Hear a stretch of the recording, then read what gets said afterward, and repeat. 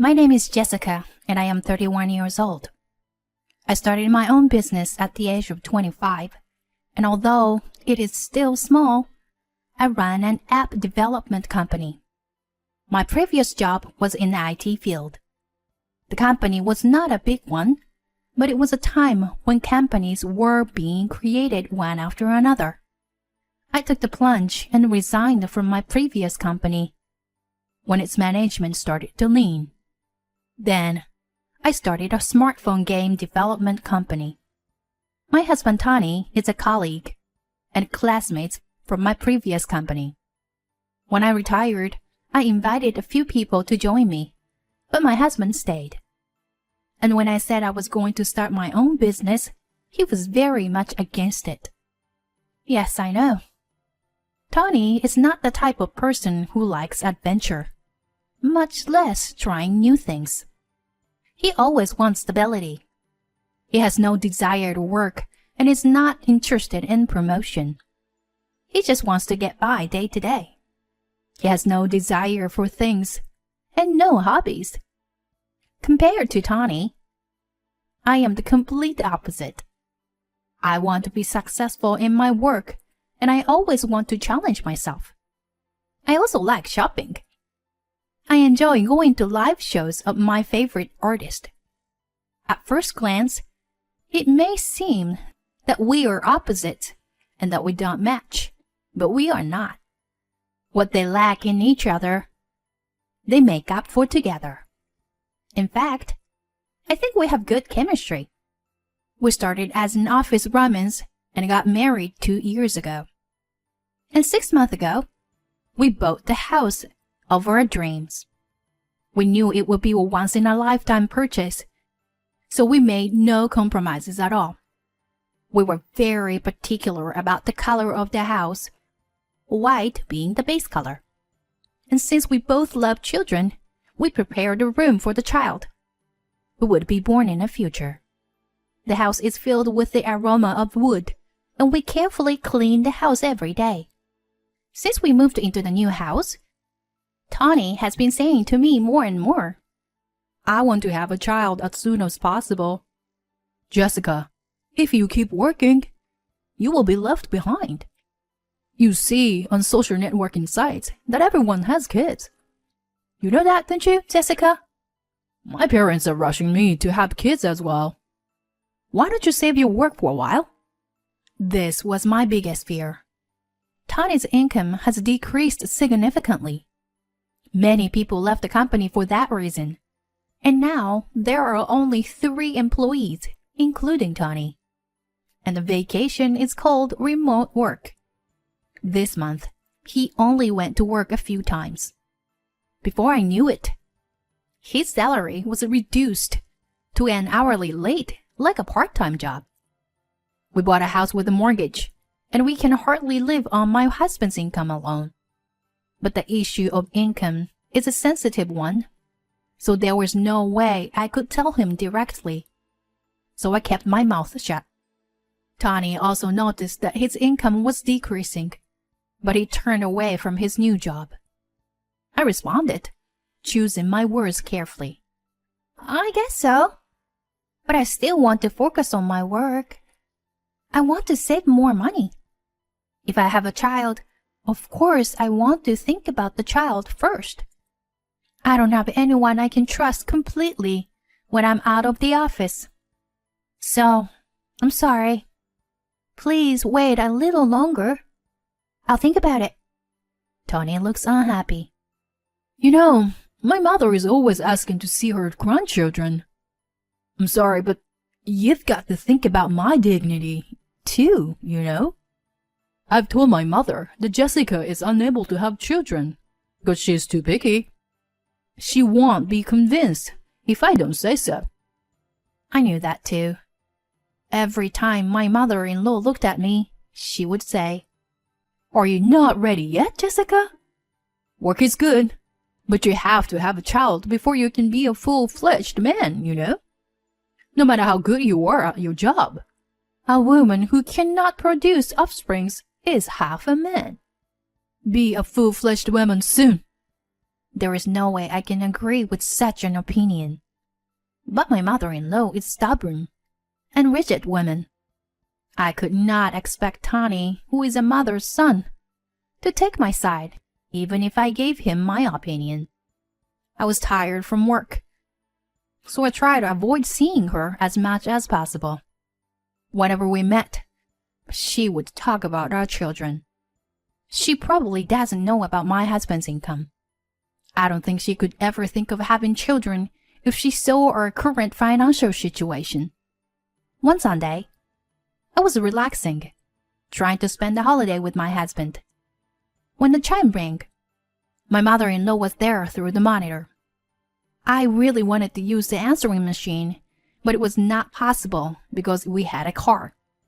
My husband opened the door, and as soon as he opened it, she turned to me and said in a sarcastic tone, "You've embarrassed me, Jessica." Naturally, I had no idea what she was talking about. I had just bumped into a friend of mine from school. She told me that she has 3 grandchildren.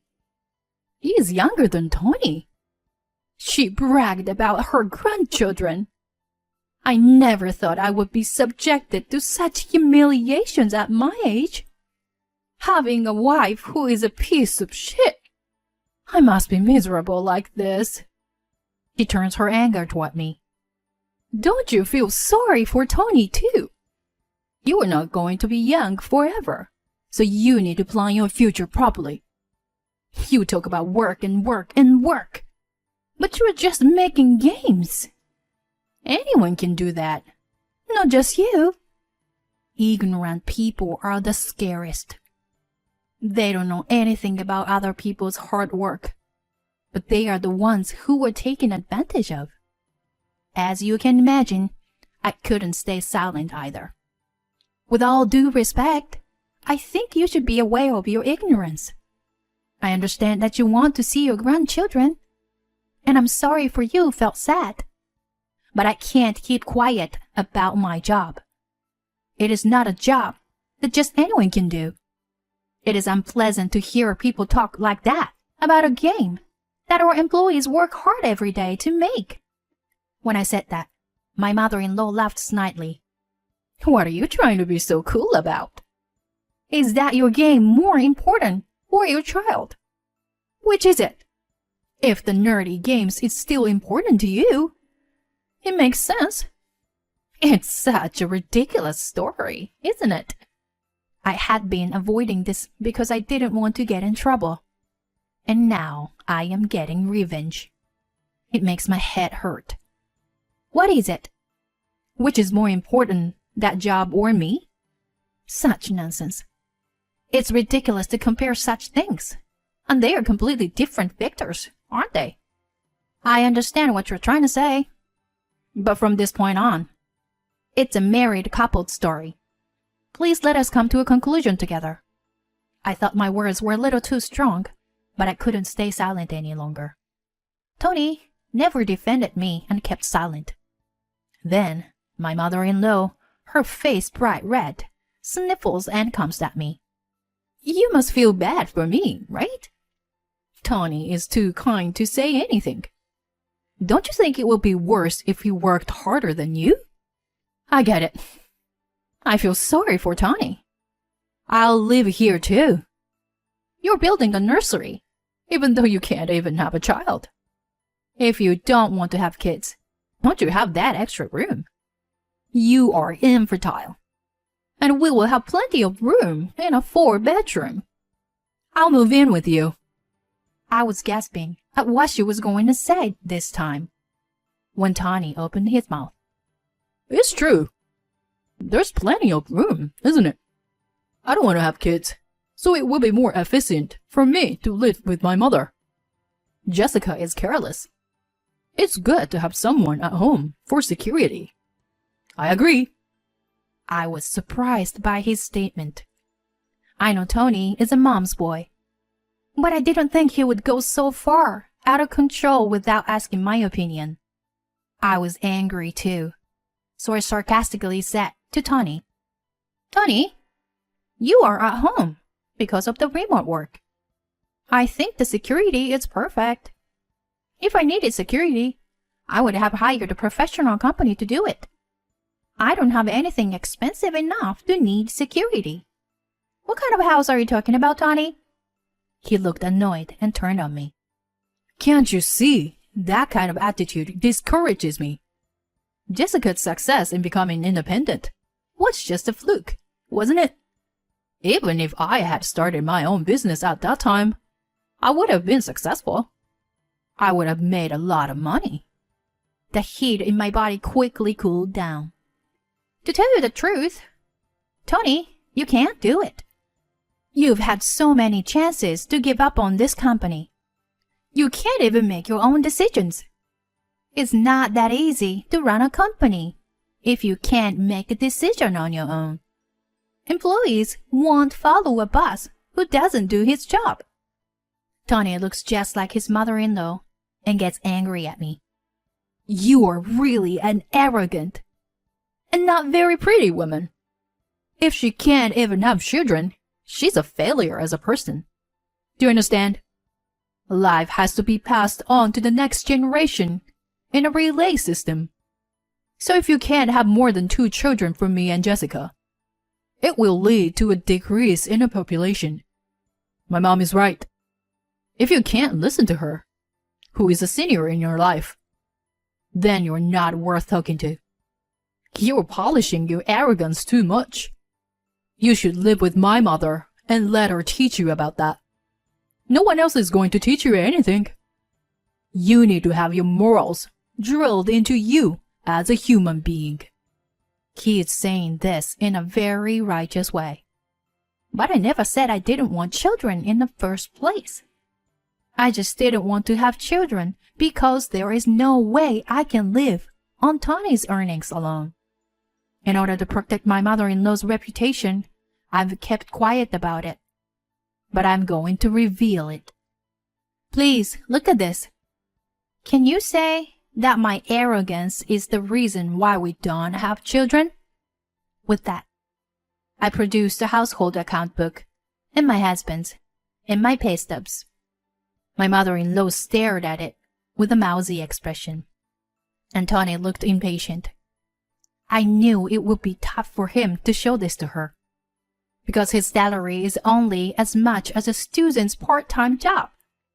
With this amount of money, he would have to pay the mortgage and be the mainstay of the family. It is impossible. I opened my mouth. As you can see, our family's financial situation is made up of 2 people working. I can't think about my children just yet because I don't want them to be miserable or poor. If I want to continue my marriage with Tony, I have to give up now. Then Tony says with an impatient look on his face, I didn't ask you to show Mom your paycheck. Do you really enjoy making me look bad? Then his mother said, A man's income is not everything, you know. Tony's mild-mannered personality makes him a good father. Why don't you be the mainstay of the family? I'm going to fall over. No. When he's at home, he only reads comic books and plays phone games. If Tony was a housemate, that would make sense. And you know, the women are the only ones who can have children, right?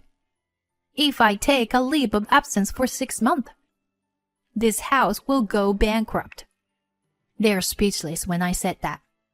My mother-in-law is puckering her mouth like a goldfish. I continue. I think it would be more fun to have kids, and I would grow up. But a man is only a man if he has the financial resources to support his family. I think that's a perfect score if we both earn good money. But I don't agree with your way of thinking. Tony was furious and starts yelling at me. Jessica's spirituality is ruining me. I have a boss all the way home. Get out of my house. I don't even want to see your face anymore. My mother-in-law is biting at me too. That's right. Who do you think you are to say what you want to say? Fine. I'm going to get the divorce papers. Donnie, divorce this piece of shit wife of yours.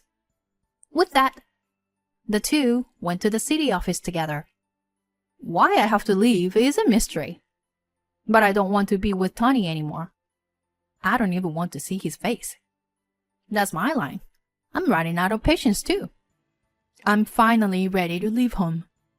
I'm going to take this opportunity to pack my things. I don't like to have a lot of stuff to begin with.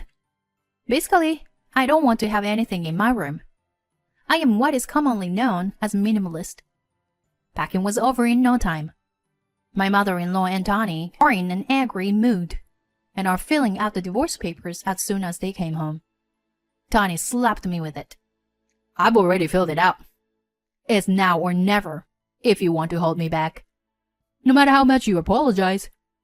If you file for divorce, you'll never get it back.